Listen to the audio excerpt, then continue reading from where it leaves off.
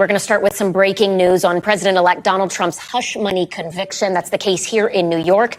District Attorney Alvin Bragg informing the judge that his office agrees with Trump's defense team that a stay in the case is appropriate, at least for now. Legal dominoes continue to fall in President-elect Trump's favor as prosecutors agreed sentencing in his hush money case should be delayed. Trump was scheduled to be sentenced in Manhattan next week, but after he won the election and the Supreme Court ruled presidents have broad immunity, both sides agreed the sentence should be delayed until after Trump completes his second term in office in the year 2029. This is similar to that song of DJ Khaled, All I Do Is Win. The president-elect is just on a roll as things have turned 180 for him with most, if not all, of his cases against him. Cases that were all conveniently happening one after another. Y'all saw the pattern. And all it took was for the majority of the country to vote him into the White House. That's all it took. Easy enough, right? Strong sarcasm. But this has to be pretty disheartening for Manhattan DA Alvin Bragg. But even with them practically giving up, they're saying that they don't want the case to be dismissed completely. Although Trump's legal team has already raised the flag of victory. In a post from the Trump-Vance transition team, Stephen Chang, Trump's communication director, he had this to say. This is a total and definitive victory for President Trump and the American people who elected him in a landslide. The Manhattan DA has conceded that this witch hunt cannot continue. The lawless case is now stayed and President Trump's legal team is moving to get it dismissed once and for all. Now, departing from the norm, Alvin Bragg, he actually signed the filing himself, saying that they respect the office of the president, adding that they're mindful of the demands and obligations of the presidency and acknowledge that the defendant's inauguration will raise unprecedented legal questions. Judge Juan Merchan now has two options: push back the sentencing or toss Trump's conviction altogether. He can also choose to move forward despite Trump winning the presidency, but doing so might not win him any favors. Now, I'm pretty sure you guys remember that this judge has been questioned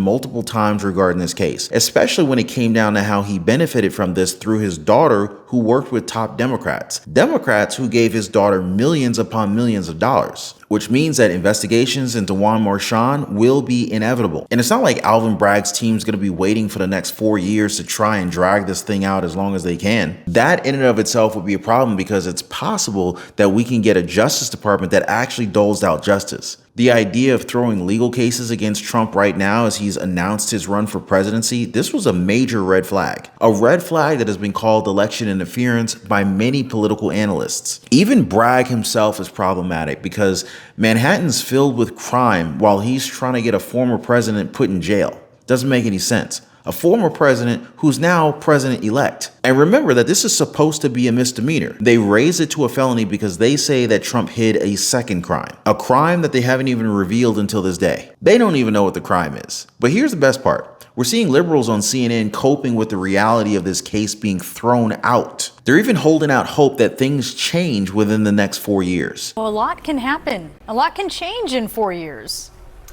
A lot can, and this makes a lot of sense. I mean, at this point, there really is no rush from the court's perspective to get to a sentencing, given the fact that the president is going to be stepping into office, given the fact that he absolutely was going to appeal this case just on the merits of it itself, in terms of the legal questions and the legal theory that the prosecutors brought this case on, and then added to that the additional challenges that he would bring based on the Supreme Court's immunity decision. So even without the immunity decision, I think he would have appealed anyway, just on the interpretations of New York law, and then added to that the Supreme Court decision that he has immunity now that he is reelected and will step back into office in January. So they're hoping that things change within Trump's last term as president, which would give Alvin Bragg just enough ammunition to go after him again. But this isn't lawfare though, right? All Bragg wants is justice, right? I think Judge Janine summed it up perfectly because she knows that even the DA is aware of how crazy all this looks at this point. Watch.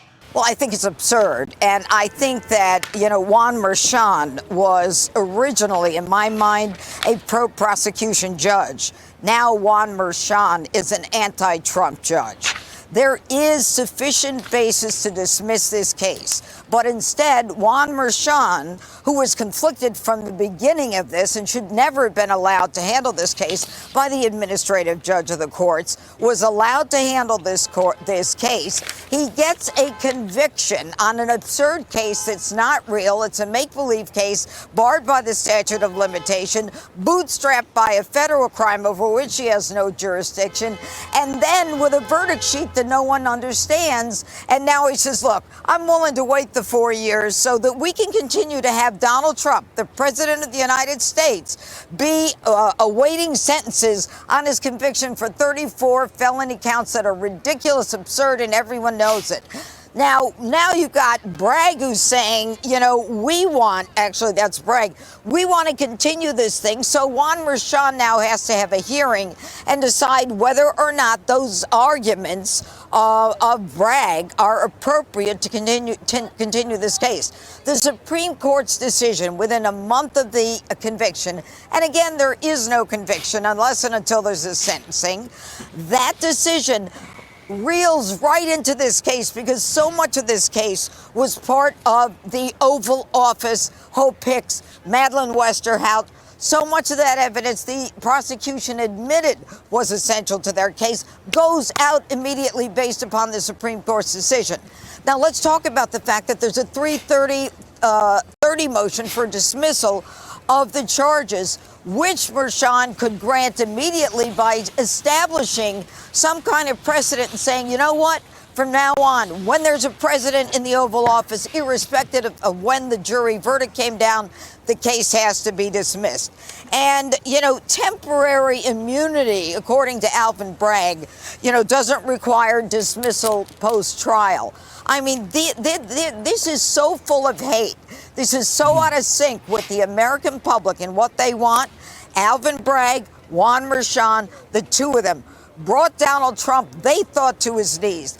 They thought that they would put this man in jail. They thought they were heroes and would swing an election. They are one of the reasons that Donald Trump got elected, because the American people do not believe in this kind of justice. This is what happens in third world countries, and Alvin Bragg continues to prove it. And Juan Merchan right now doesn't have the spine. He doesn't know what he's going to do. This is not sitting well with liberals as they're raging against the idea of Trump not being a convicted felon, especially since many within the far left have made this the center of their argument, saying that Trump is a convicted felon that should not be allowed back into the White House. Now, if things go well with this case, then that argument goes out the window too. Which brings me to how Sunny Hostin is just struggling to understand why Matt Gaetz is even in a position to become Attorney General. Watch. Well, statutory sex doesn't require you to know what age the person is. It only requires the age. And so if these things So wait are a minute. true... So if you're having sex with an underage girl, Yes. she tells you she's 18, Yes. and you have it anyway, you're still liable. Yes, you Yeah, okay. She's actually still only it's 17. statutory Just to clarify. rape. Yeah. And so I'm deeply disturbed at the lack of judgment that we are already seeing from the president-elect. But you're not I'm not surprised, but I think a lot of people are. A lot of people said things like, he's just kidding. He would never do something Well, this is like the that. best joke of all. That's not true. Because Even when he says I'm it. crossing my fingers that this is going to be sweet justice. Now, what boggles my mind is that Sunny Hostin seems to be so sure of what she's saying. Now, remember, guys, this is national television, and slander is still a form of oral defamation. Now, you'd have to think that these ladies are going to get sued one of these days, which I guess explains why ABC suddenly had a change of heart, because they've let these women go out for years and lie about people that they don't like. They've done it multiple times with Trump and most of his allies. Something that's probably going to stop because ABC basically told Sunny to fall in line. This happened within the halfway mark of this episode, and I know I showed it to you guys a little while ago, but it's just too good to just watch once. Sonny, you have a legal note. I do have a legal note. Thank you, Whoopi. Matt Gaetz has long denied all allegations, calling the claims, quote, invented, and saying in a statement to ABC News that this false smear following a 3-year criminal investigation should be viewed with great skepticism. The DOJ investigation was closed with no charges being brought. Now you gotta wonder what they told her to make her say that. We know for a fact that they despise Matt Gaetz. But if this DOJ didn't charge him after all this time, then why is Sonny Hostin acting as if he was already guilty? This is where the network took over, and it's probably a good thing that they had this legal note. Now I'm guessing ABC is playing things safe since ratings aren't doing as hot as they used to. Now, speaking of lies, this reminds me of a previous video that I did that you guys should definitely check out. We've been bombarded with propaganda that Trump shouldn't be welcomed back into the White House. How could you nominate someone with allegations of child trafficking trafficking across state lines and having sex with a 17-year-old? My understanding further on in the interview, they discussed the fact that once he finds out that she's 17, he stops having sex with her. Hey, Sonny, you have a legal note. I do have a legal note. Thank you, Whoopi. Matt Gaetz has long denied all allegations, calling the claims, quote, invented, and saying in a statement to ABC News that this false smear following a 3-year criminal investigation should be viewed with great skepticism. That DOJ investigation was closed with no charges being brought. We'll be right back.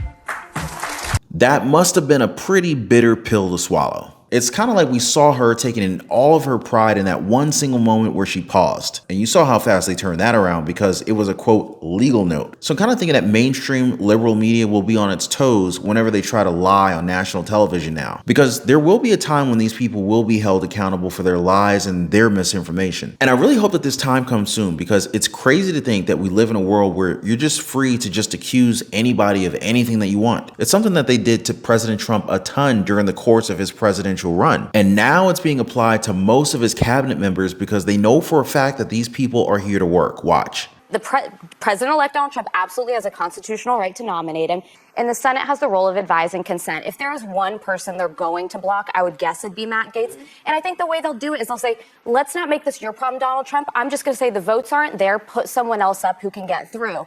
I think the most likely scenario would be it's the Deputy Attorney General he's appointed, his criminal defense attorney, Todd Blanche, who, whatever you think of him appointing as criminal defense attorney, he has the qualifications to be there. He's a former federal prosecutor. He worked for the Southern District of New York.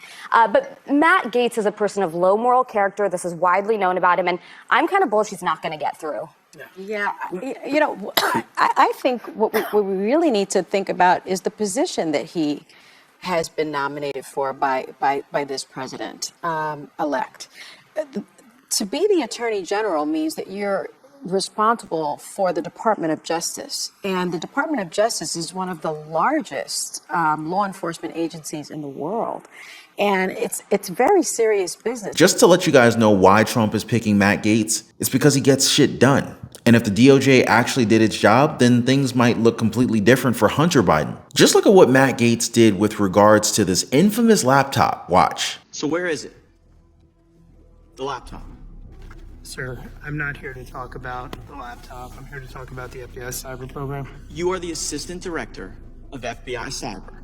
I want to know where Hunter Biden's laptop is. Where is it? Sir, I don't know that answer. That is astonishing to me.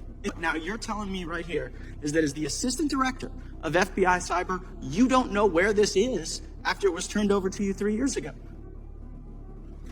Yes, sir, that's an accurate statement. Let's tell you what, Mr. Chairman, I seek unanimous consent to enter into the record of this committee the contents of Hunter Biden's laptop, which I'm in possession of. You need to listen to it well, but you can actually hear some audible gasps as Gaetz says that he has the contents of Hunter's laptop. This is why Trump is not going to back down from his nomination. In fact, he was asked if he was reconsidering his pick for Gaetz for Attorney General. And just as Trump would, the president simply said no. And of course, we got to talk about how Republicans in the Senate are going to react to this. They have one of two options: agree with the president or commit political suicide. The American people are tired of this weaponization of government, especially within the Department of Justice and all these other branches. It's something that was blatantly exposed during this year's presidential election. Attorney General, you've told us that it's a dangerous conspiracy theory to allege that the Department of Justice is communicating with these state and local prosecutions against Trump. You can clear it all up for us right now. Will the Department of Justice provide to the committee all documents, all correspondence between the department and Alvin Bragg's office and Fonnie Willis's office and Letitia James's office? The offices you're referring to are independent offices of state. I get that. I get that. The question is whether or not you will provide all of your documents and correspondence. That's the question. I don't need a history lesson.